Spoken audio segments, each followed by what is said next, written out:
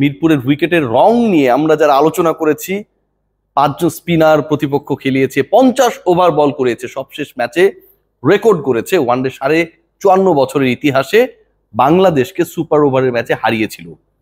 সেই ম্যাচের পরে বাংলাদেশ আজকের ম্যাচে কেমন করে সেই আলোচনা, সেই চিন্তা, টসের আগে যে ধরনের ভাবনা মাথায় কাজ করছিল তাতে হতে পারে যে বাংলাদেশ হয়তো 250-এর আশপাশে একটা স্কোর করতে পারে। মনে হতে পারে যে ওপেনিং পার্টনারশিপটা এদিন যদি 50+ করতে পারে, বাকি ব্যাটাররা কিছুটা হলেও আরাম পাবেন। এন্ড অফ দ্য ডে বাংলাদেশের সেই চোখ জুড়ানো এক্সপেক্টেড ব্যাটিং আমরা দেখেছি, আমরা পেয়েছি। সৌম্য সরকার আরো একবার ক্যারিবীয়দের বিপক্ষে অসাধারণ খেলেছেন। সৌম্য সরকার আরো একবার সেঞ্চুরির সুযোগ হাতছাড়া করেছেন। তার ক্যারিয়ারে এরকম অসংখ্য দারুণ ইনিংসে অপমৃত্যু আমরা দেখেছি, মিরপুরে দেখলাম সবশেষটা। সাইফকে নিয়ে যে আলোচনা ছিল যে টি-20 ফ্ল্যাশি সাইফ, ওয়ানডেতে তিনি কতটা কার্যকর, সেই সাইফ 80 রানের অনবদ্য ইনিংস খেলে প্রমাণ করে দিয়েছেন যে কোনো ফরম্যাটেই তাকে আপনি বিবেচনা করতে পারেন এবং যে কোনো ফরম্যাটেই ব্ল্যাঙ্ক চেক হিসেবে বাংলাদেশ দলের জন্য নিজের সর্বোচ্চ দিতে প্রস্তুত তিনি। এই যে সৌম্য আর সাইফের আলোচনা করছি, একটা সময় আমাদের সবার মাথার মধ্যে একটা ব্যাপারই কাজ করছিল যে এই দুজনের মধ্যে কে আগে সেঞ্চুরি করবে। একটা সময় মাথার মধ্যে এটা কাজ করছিল যে এই দুজনের মধ্যে কে আগে 50 করবে, কার স্ট্রাইক রেট বেটার হবে। 49 বলে 50 করা সৌম্য 50 করার পথে, সাইফ তাকে ছাড়িয়ে গেলেন 44 বলে 50। 100 করার ক্ষেত্রে, ছক্কা মারার ক্ষেত্রে দুজনের সে কি প্রতিদ্বন্দ্বিতা। শেষ পর্যন্ত যখন সাইফ ফিরে গেলেন, বাংলাদেশের স্কোর 176। অনুমান করে বলুন যে সেই সময় কত ওভারে খেলা চলছিল। অনুমান করার দরকার নাই, বাংলাদেশের সে সময় 26তম ওভার রানিং। 25 ওভারে একটা দল বিনা উইকেটে 176 রান করেছিল। সাইফ হাসান আউট হবার পর 26তম ওভারে দ্বিতীয় বলে বাংলাদেশের প্রথম উইকেটটা পড়ে। এরপর থেকে দল যেভাবে খেলেছে, এরপর থেকে বাংলাদেশ যেভাবে ভুগেছে, স্ট্রাগল করেছে, আজকের ম্যাচে বিশাল জয় নিশ্চিত করার পর, সিরিজ নিশ্চিত করার পর, র্যাঙ্কিং এ 9 আর 10-এর লড়াইয়ে আরো একবার এগিয়ে যাবার পরেও অতৃপ্তির জায়গাটা ওই ব্যাটিং নিয়ে থেকেই যাচ্ছে। বাংলাদেশ দল যারা 25 ওভারে 176 করেছিল, পরের 25 ওভারে যদি আরো 176 তো, কারণ শেষ 10 ওভার, শেষ 5 ওভার, শেষ 8 ওভারে আপনি পেটাবেন, সেটাই তো হিসাব। পরের 25 ওভারে আপনার হাতে 10টা উইকেট রয়েছে, সেটাই তো হিসাব। তাহলে বাংলাদেশের স্কোর দাঁড়ায় 50 ওভার শেষে 352, ভুল শুনছেন না। কিন্তু শেষ পর্যন্ত বাংলাদেশ 296-এর বেশি করতে পারে নাই। পরের 150 বলে বাংলাদেশ দল কত করেছে জানেন? 120 রান। পরের 25 ওভারে বাংলাদেশ 120 রান অ্যাড করেছে।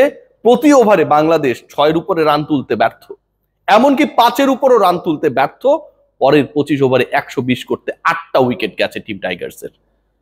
সৌম্য সরকার আর সাইফ হাসান, ওই যে বলছিলাম যে প্রতিদ্বন্দ্বিতা, কে আগে শতক হাঁকাবে, কার ইনিংসটা কত বড় হতে চায়, কত বড় হতে পারে, বাংলাদেশের ওপেনিং এ হাইয়েস্ট পার্টনারশিপটা কত, সেটাও সবাই খোঁজার চেষ্টা করছিল।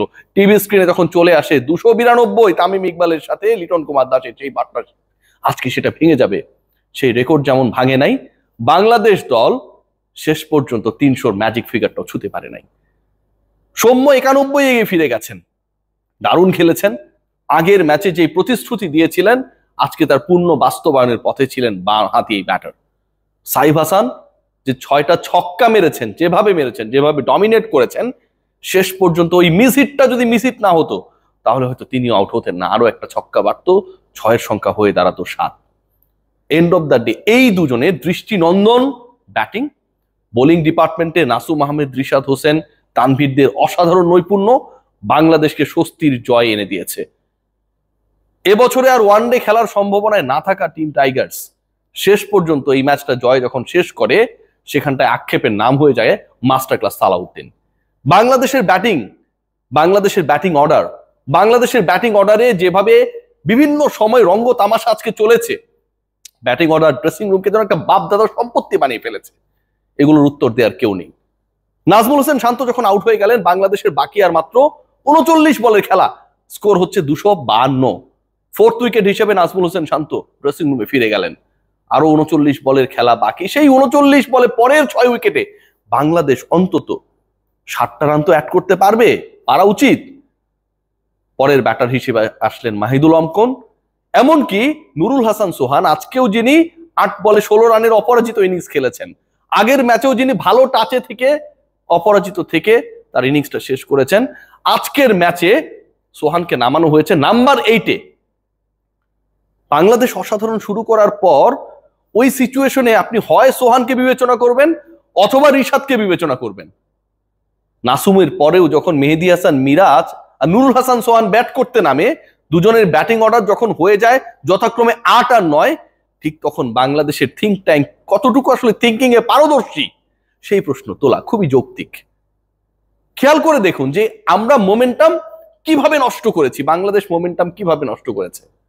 একটা দল 25 ওভারে 176 থেকে পরের 25 ওভারে বাংলাদেশ 8 উইকেট হারিয়ে 120 রানে বেশি তুলতে পারে নাই, প্রতি ওভারে 5 রান পর্যন্ত তুলতে পারে নাই। রানা বল যদি বাংলাদেশ খেলতো 150 রান অ্যাড হলেও বাংলাদেশের স্কোরটা দাঁড়াতো 326। যেই দলটা স্ট্রাগল করেছে আগের 2 ম্যাচে, যেই দলের ব্যাটিং নিয়ে অনেক বেশি প্রশ্ন ছিল, সেই টিম টাইগার্স আজকে যখন 2 ওপেনারের ব্যাটে ঘুরে দাঁড়ানোর ইঙ্গিত দেয়, আগের সবকিছুই ভুল ছিল, আমরা আমাদের ফেভারিট ফরম্যাটে ফিরেছি, এটাই ওয়ানডে, এটাই সৌম্য সরকার, এটাই সাইফ হাসান, যখন এই রিথিঙ্কিং গুলো মাথার মধ্যে কাজ করা শুরু করেছে, তখন সালাউদ্দিনের মাস্টার ক্লাস। উল্টাপাল্টা ব্যাটিং অর্ডার, বিভিন্ন ব্যাটারকে বিভিন্ন জায়গায় প্রমোট করা, একটা ব্যাপার দেখিয়ে দিয়েছে, definitely we are right in wrong sense. বাংলাদেশে সেই রান চেস ডাউন করতে গিয়ে কখনোই ওয়েস্ট ইন্ডিজ আলটিমেটলি ভালো অবস্থায় ছিল না। নাসুম আহমেদ শুরু থেকে অ্যাটাক করেছেন, মেহেদী হাসান মিরাজ এই নাসুমকে দলভুক্ত করার ক্ষেত্রে যে মুন্সিয়ানার পরিচয় দিয়েছেন, আর তাকে দলে না নিয়ে স্পিনিং উইকেটে গাজী আশরাফ হোসেন লিপুরা যে বিতর্কের জন্ম দিয়েছিলেন যে নাসুম আহমেদ 16 জন 15 জনের মধ্যে নাই, সেটা যেন আরো একবার প্রমাণ করার জন্য আজকে নাসুম এই ম্যাচকে ভরসা হিসেবে বেছে নিয়েছেন। প্রথম 3 উইকেট, প্রথম 3 ক্যারিবীয় ব্যাটারের হন্তারক নাসুম আহমেদ। রিশাদ হোসেন 3 ম্যাচ খেলেছেন 10+ উইকেট, প্রথম ম্যাচে ভালো করেছেন, 6 উইকেট নিয়েছেন, ব্যাট হাতে অনবদ্য 200 স্ট্রাইক রেটে 13 বলে 26, পরের ম্যাচে আরো বিধ্বংসী ব্যাট হাতে আবারও তিনি সফল হয়েছিলেন, 3 উইকেট নিয়েছিলেন, ব্যাট হাতে 14 বলে 39 278 স্ট্রাইক রেটে সেই ইনিংসটা বাংলাদেশকে জেতাতে পারে নাই। এই ম্যাচেও রিশাদ হোসেন উইকেট টেকিং বোলারদের ওই যে ট্যালি রয়েছে, বেস্ট বোলিং ফিগারের ওই জায়গাটায় নিজের নামটা অ্যাড করে নিয়েছেন।